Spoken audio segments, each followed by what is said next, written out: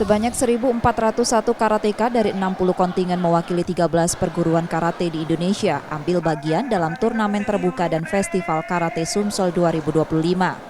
Ajang yang digelar di Gor Dempo Jakabaring Sport City Palembang ini merupakan hasil kolaborasi antara Pengprov Forki Sumatera Selatan dan DPRD Sumsel untuk mendukung perkembangan olahraga karate di daerah.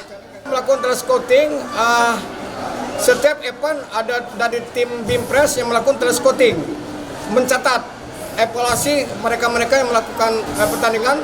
Mungkinan pada saat mereka bertanding ini kalah, tapi secara kemampuan dia bagus.